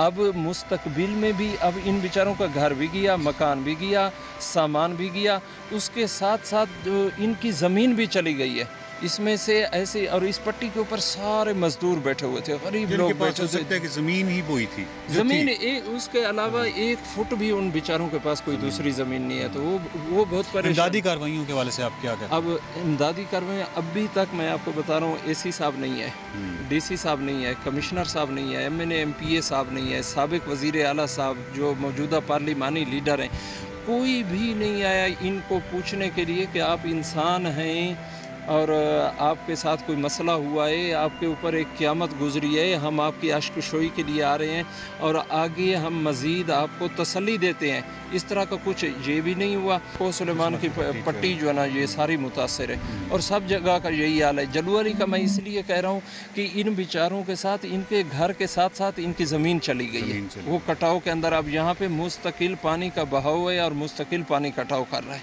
कटाव जो है वो सख्त किस्म का कटाव है। थोड़ी सी ये जगह जहाँ पे हम खड़े हुए हैं ये बची हुई है। अगर ये जगह जाती है, ये सीधा पूरी 20,000 की आबादी ये पूरी की पूरी जो ना ख़त्म हो जाए। और हुकूमत के लिए कोई मुश्किल नहीं है, अगर संजीदगी से ले, हुकूमत थोड़ी सी हैवी मशीनरी दे दे और थोड़ा सा इसको संजीदा ले ले, वहाँ से हुकूमत जो असल तल की जगह है, पानी के बहने की जगह है, वहाँ से रास्ता बना दे पानी का, पानी खुद ही वहीं से बहना शुरू हो जाए। कुछ काम हैं ही हुकूमत के, क्योंकि उसकी वजह यह है कि कुछ काम जो हैं वो इंसान के इनफरादी सतह पे उनकी बस में होते हैं। जिस तरह यहाँ पे इमदादी कार्रवाइयाँ इनफरादी सतह पे लोग कर रहे हैं, ऑर्गेनाइजेशनल सतह पे भी हो रही हैं। कुछ चीज़ें हैं जो हमारे बस में होती हैं, कुछ चीज़ें हैं जो हमारे बस में नहीं होती, जिसमें हैवी मशीनरी का अमल दखल आ जाए, जहाँ पे पूरे इतने बड़े पानी का जो रुख है वो तब्दील करने की बात हो, कहीं पुल बनाने की बात हो, कहीं पे कोई पुश्ता या कोई बंद बनाने की बात हो, इस तरह की चीज़ें जो है ये हुकूमत ही करते हैं। और उसी की बस की बात है, इनफरादी सतह पे ये पूरा ये कस्बा मिल भी जाए तो क्या कर सकता है, जैसे वो चला कह रहे हैं ना, ये 3 दिन पानी बहुत कम था, हम चीखते रहे, चिल्लाते रहे, कोई थोड़ी सी हमें मशीनरी दे दो। हम खुद लगे हुए हैं यहाँ पे, तकरीबन 2-2.5 हज़ार बंदा था और उसके अंदर हमने 1,000 जो है ना वो बोरी के अंदर रेत भर के डाल के देख लिया, हमने दरख्त काट के उसके आगे डाल के देख लिए। वो ऐसे कोशिश के अब हमारे पास ट्रैक्टर था, आप देखें ट्रैक्टर कहाँ, अगर हुकूमत बिल्डोजर देती तो वो हाँ, तो ये सारी चीज़ें पे तो मेरे ख्याल में कि आपने जितना भी किया है वो अपने बस से, अपनी हिम्मत से, अपनी इस्तात, उससे कहीं बढ़ के किया है।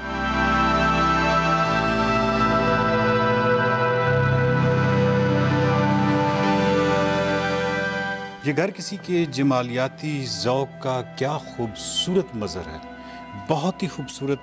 और जिस तरह इसकी डिज़ाइनिंग है, ये सारा कुछ छोड़ छाड़ के मकीनों को जाना पड़ा हंगामी अंदाज से। और आप सोचिए कि जिस तरह की आपको डिज़ाइन नज़र आ रहा है और इस तरह के बहुत सारे घर हैं, तो आप तसव्वुर कीजिए कि ये किस कदर शौक़ से बनवाया गया, किस कदर मोहब्बत से बनवाए गए घर हैं। और इतने शौक़ और मोहब्बत से बनवाए गए घरों को अगर हफ्तों और दिनों के अंदर आपको छोड़ना पड़ जाए बग़ैर किसी मतलब मनसूबाबंदी के, ना आपको पहले पता है कि ऐसा कुछ होने वाला है और अचानक जब कुछ होता है और ये सब कुछ छोड़ना पड़ता है, तो यकीनन ये बहुत ही तकलीफ़देह और बहुत ही मुश्किल चीज़ है।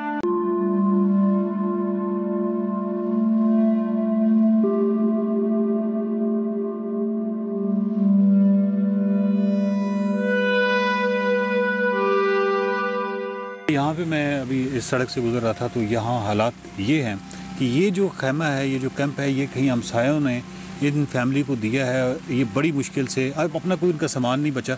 ये एक जो बक्सा है ये है और चंद कपड़े हैं, और इन चंद कपड़े और बक्सों के साथ ये इन्होंने ऊपर एक तरपाल लगाया है और इसके साथ ये फैमिलीज यहाँ पे सड़क के ऊपर बैठी हैं।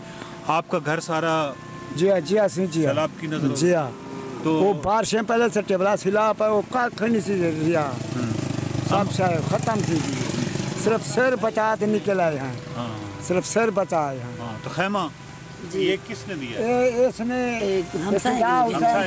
सारा हर साल लौट गई है, बा माल चाल सारा लौट गई। गरीब हूँ, मेरे निक्के निक्के यो जे बाल है नोडे बेटे नम साए दे घर गरीब। तो खाना पीना कहीं वेले दे बेनन हमदन अली रजा देता फेलु आयन वो देगन दूराड़े देगन नहीं, आज कोई बंदा नहीं आया। जी हाँ, बच्चे उधर हमसायों के घर, उधर उनके घर। जी हाँ, तो ये सारे आप कितने लोग हैं जो इस खैमे में हैं? कितने लोग? इधर तो 5-6 घर हैं, इधर बाहर तो घर हैं। अच्छा, वो आप सिर्फ इधर खैमा छोटा ना जी थे, ये तब ये खट्टा साठ बहाने आई थी बस। ये खैमा जो है, आप ये समझिए कि ये बहुत बड़ी चीज़ है जो इनको मिल गई है। जो फ़िदा हुसैन का आप ये नाम ले रहे हैं, किसी साहब का जिन्होंने इसको दिया, और वो कितने इस बात पे भी खुश हैं। वगरना जो बाहर की सूरत हाल है, वो सोचें कि ये खैमे से पहले यही थे और अभी भी इनकी बहुत सारी फैमिली जो है वो इस तरह रह रही है। और इधर आइए, मैं आपको एक चीज़ दिखाता हूँ कि ये बच्चे देखें, ये बच्चे जो हैं ये बिल्कुल इसी तरह बारिश है और इसमें ये बैठे हुए हैं। कोई छत नहीं है, कोई कुछ नहीं है, खाना पीना नहीं है, कोई छत को नहीं, पानी लड़कों कोई छत को नहीं, गरीब बंदे हो असा पत्थर से बैठो पर बस्ता खड़े ना कोई मिलता करे, कोई ऐसा गुनाह किया। मेहरबानी कर कोई घिना दे सो जाने सलाब ते सारे मार वैसे नहीं बंदे लाशा चैसे बंदा से हुकूमत सही गरीब दा कोई वाह नहीं। हमदा भी कोई मेहरबानी करे सोता नसूम बाल पेन देखो निके निके बाल हैं, रुंदा पेन टाटा नसूम बाल नाम पेन क्या कौन पेन बाल हैं खतरा वाला तो कर रहे। अब आगे की जो सूरत हाल है वो मैं आपको थोड़ी सी और आगे दिखाऊं कि ये देखें, अट्टा सट्टा कहीं नहीं सकने, भूखे पे कख नहीं लड़ गया सर। ये जो बच्चे हैं, ये जो हैं, ये इस तरीके से शापर ऊपर ओढ़ के, यहाँ पे बारिश फिर भी हो रही है, और ये नीचे जो है इनकी बकरियाँ वो उनको किया हुआ है, ये किस तरह कर रहे हैं। और ये हाँ जी बिल्कुल ऐसी है, ये सड़क के किनारे, और यहाँ तक अभी तक कोई इमदादी वो नहीं पहुँचे। ऑफ कोर्स ये बहुत बड़े लेवल पे, बड़े स्केल पे ये मसाइल हैं, हर जगह अभी तक वो इमदाद जो है वो नहीं पहुँच पा रही। और ये अब सूरत हाल है। यहाँ पे एक फैमिली है जो इस तरह बाहर, बिल्कुल उनका सामान बाहर है, जो भी सामान छोटा मोटा थोड़ा बहुत जो ये बचा सके हैं।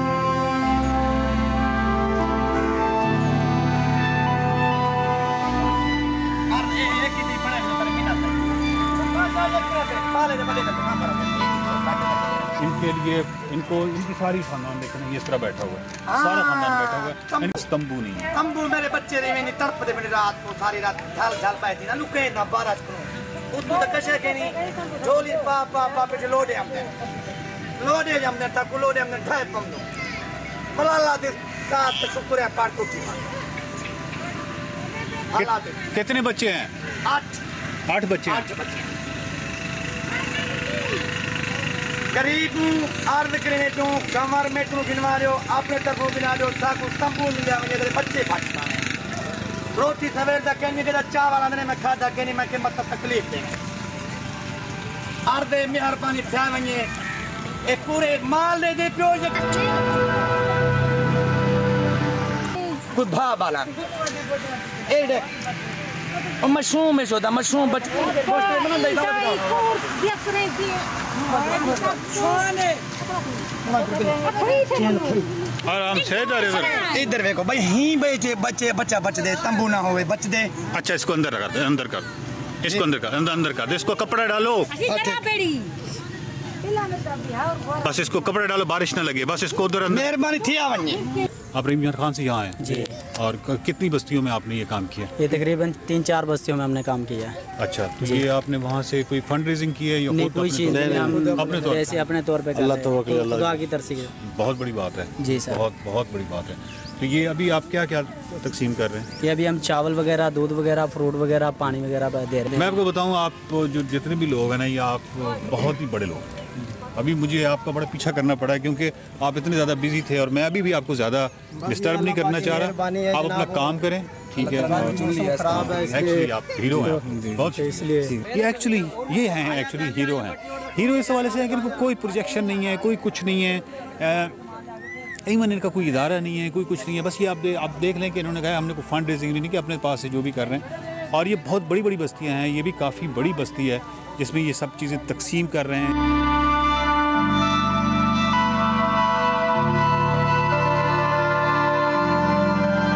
सूरत हाल ये है कि ये जो वस्ती पहाड़ एक आबादी थी जो कि सारी पानी के नीचे आई और उसके बाद उसके सारे जो मकीन हैं वो यहाँ इस नहर के किनारे उनके सारे कैंप जो हैं लगे हुए हैं। और ये ज़िंदगी का यकीन कीजिए कि इन्होंने आज से 1 महीने पहले तस्वुर भी नहीं किया था। और यहाँ पे इस वक्त जो है आप देखें कि एक जो ये खैमा, अच्छा इसमें एक्चुअली वो खैमे की भी ज़हन में ये ना रखिएगा कि कोई बहुत ही कोई अच्छा इस तरह का खैमा, ये कुछ इस तरह के कपड़े और इस तरह लटका के लकड़ियों की तरह, लकड़ियों के साथ लकड़ियों की मदद से करके किसी तरीके से इन्होंने मैनेज किया हुआ है। और ये देखें कि पूरी फैमिली जो है वो इनके अंदर रह रही हैं। और अगर कोई कपड़े भी आप खुश करना चाहें तो वो भी नहीं हो सकते। अभी भी ये जो आप कपड़े खुश करने के लिए ये लटकाए हुए हैं तो ऊपर से हालांकि बारिश आ रही है, हल्की हल्की बारिश आ रही है क्योंकि वो वक्त नहीं मिलता इनको। क्या हाल है भाई?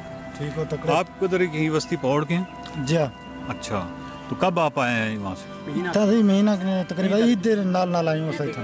अच्छा, उस वक्त पानी उस वक्त का वहाँ पे है? बस ईद के एक दो जड़े पिछू पानी आ गया सनिश्ता ही थे। यानी आप अंदाजा लगाएं कि ये 25 जुलाई से जिस तरह कह रहे हैं कि 2 महीने नाल ये मसला 25 जुलाई से स्टार्ट हुआ था और अब इस बात को महीना हो गया है। और हमारी शुरू की जो 20-25 हाँ नहीं महीने से ज़्यादा हो गया, 20-25 दिन से ज़्यादा हमारी बहुत ज़्यादा गफलत रही है इस मामले में कि इस पे आवाज़ उस तरह नहीं उठा सके। घर भी बैठूं। आपके बच्चे कितने हैं? 6 बच्चे हैं। तो आपका खैमा कौन सा है? इधर ही किसी ये वाला है? हाँ। आप बच्चे सारे एक ही खैमे में? क्या करूं पदार्थ बैठूं से क्या करूं? ये बंदा देखो हुन पानी में सीधा कपड़े छपड़े कर। इधर टेंट ही कहनी नहीं। आपका खैमा ही नहीं है? खैमा क्या नहीं, खैमा नहीं मिल खैमा का नहीं मेरे खैमे में ये किस्तियां लेन कहीं को मिलियन कहीं को नहीं मिले तो गरीब लोग से चुप कर बाहर हो सुनता कोई क्या। ये क्या लेके आए? कपड़े उधर से लेके आए? अच्छा, सामान नहीं पे सारे सामने हाँ मेरे सामने जो कुछ थी उसमें आप वो पेटियां भी थी। आप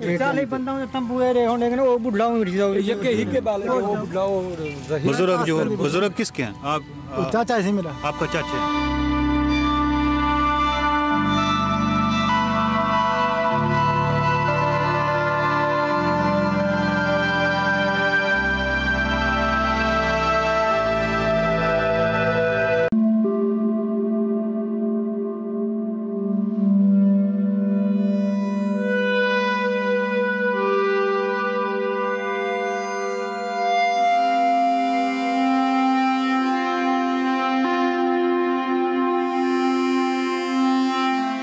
इंडस हाईवे और कौमी शाहराह है और इस वक्त आप अंदाज़ा लगाइए कि किस तरीके से ये पानी जो है यहाँ से इसने इस पूरी सड़क को तबाह करके और अब ये दोबारा से एक आर्जी पुल जो है वो बन रहा है। मेरे साथ यासिर भाई हैं। आप बताएं कि आप तो इस पूरे जो सैलाब का मामला है इसमें आप जगह जगह घूमते रहे हैं, आपके पास बहुत सारी स्टोरीज़ हैं, ऐसी स्टोरीज़ हैं जो कि हमें बहुत इंसान से मोहब्बत में मुब्तला कर देती हैं कि कैसा कैसा। अभी आप एक स्टोरी मुझसे शेयर कर रहे थे वो कबूतरों वाली, वो क्या थी? तो हम सैलाब को कवर करते हुए ना बस्ती इलाका है उसकी सड़क से गुजर रहे थे, एक टीला था बिल्कुल छोटा सा, तो वहाँ पे एक आदमी ने अपना ना कबूतरों का एक दड़बा रखा हुआ था और कबूतर उसमें निकाल के दाना खिला रहे थे उसको। मैंने उससे पूछा भाई आपका घर बार किधर है? वो कहता मेरा साथ तमाम घर वाला जो सामान था तो ज़ाया हो गया, लेकिन मुझे अपनी जान से प्यारे थे ये कबूतर, इनको उठा के मैं लेके आया हूँ ताकि इनको दाना खिला सकूँ क्योंकि मुझे अपनी जान से ये प्यारे हैं। लोगों की इस तरह की कई कहानियाँ जो उनसे ना इलाकों में पड़ी हुई हैं, लोग बेयारो मददगार पड़े हुए हैं, लेकिन जो आफत है ये भी बहुत बड़ी है। तमाम ज़िला इस वक्त डूबा हुआ है। लोगों को छत के लिए राशन, छत चाहिए, सर के ऊपर राशन चाहिए, खाने के लिए पका पकाया खाना चाहिए। यहाँ पे अल खिदमत फाउंडेशन है, वो भी लोगों को बड़ी हेल्प कर रही है। उनके एम्बुलेंसेज यहाँ पे हैं, रेस्क्यू कैंप है यहाँ पे। मुखैर हज़ार बड़ी तादाद में यहाँ पे आए हुए हैं। हुकूमत की तरफ से भी कोशिश की जा रही है, लेकिन इस वक्त एमरजेंसी है। बारिश है, रुकने का नाम नहीं ले रही। कोहे सुलेमान से जो मज़ीद बारिशें हो रही हैं, उनसे सैलाबी रेले वो राजनपुर में इफेक्ट कर रहे हैं। बताएं कि जो कोहे सुलेमान वाला मामला है, देखिए ना, वो पूरी एक पूरी लाइन के साथ वो चलता है और वहाँ से आबी गुजरगाहें हैं। ये कदीम गुजरगाहें हैं, कोई ऐसा नहीं है कि आज का ये नेचुरल एक फिनोमेना है। अगर आप समझते हैं कि उन आबी गुजरगाहों को भी कहीं तजावुज़ात की शक्ल में, किसी भी शक्ल में उनको मुतासर किया गया, जिसकी वजह से पानी जो है फिर उसका करंट जो है वो कहीं ज़्यादा तेज़ हो जाता है कच्ची आबादी की तरफ। जी वकार साहब, इसको समझने की कोशिश है, ज़रूरत है। आबी गुजरगाहें बहुत पुरानी जो कदीमी रास्ते थे, वहाँ पे लोगों ने कब्ज़े करके फसलें काश्त कर लीं, घर बना लिए। उनको समेटते समेटते एक छोटे से सेम नाले की शक्ल में ले आए हैं। पानी ज़्यादा आता है तो वो छोटा सेम नाला जो उनसे उसको बर्दाश्त नहीं कर सकता। जगह जगह से कटाव हुए, रेत की दीवार साबित होते हैं, जो से हिफाजती बंद है। पूरा जो से इलाके हैं डूबे हुए हैं इस वक्त से। जब तक ये सेम नालों को सीधा दरिया सिंध के अंदर नहीं डाला जाएगा, तब तक ये आफत ऐसी आती रहेगी, लोग यूँ ही मुतासर होते रहेंगे। हुकूमत को चाहिए भी इसको इमदाद लोगों को जो हर साल देनी पड़ती है, इसका मुस्तकिल हल करें और यहाँ पे सीधे रास्ते जो से दरिया सिंध में डाले जाएँ, ताकि जो सैलाब नुकसान करता है इसको हम इस दरिया में डाल सकें।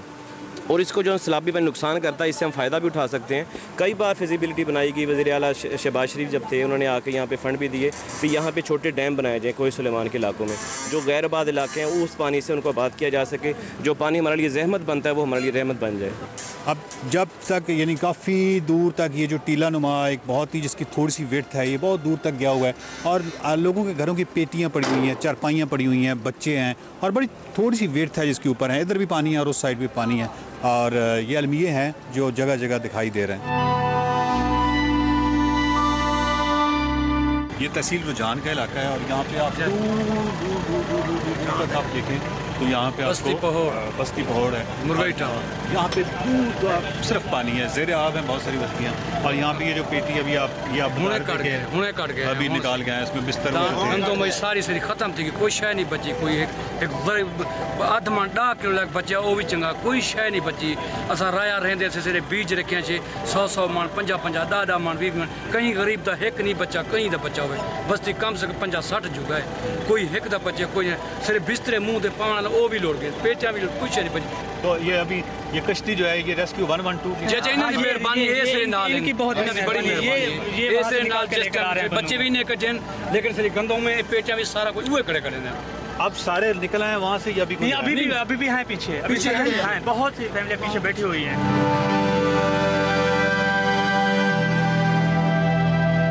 राजनपुर है और राजनपुर जो है जिधर देखें पानी पानी है, डूबा हुआ है और ऐसी जगह हैं जहाँ पे एक्सेस ही नहीं है। आपको वाहिद जो है ये वर्दी नज़र आती है जो हर जगह नज़र आती है, अल खिदमत। बहुत शुक्रिया आपकी खिदमत का। अब ये बताएं कि बहुत सारी जगह हैं जहाँ पे एक्सेस नहीं है।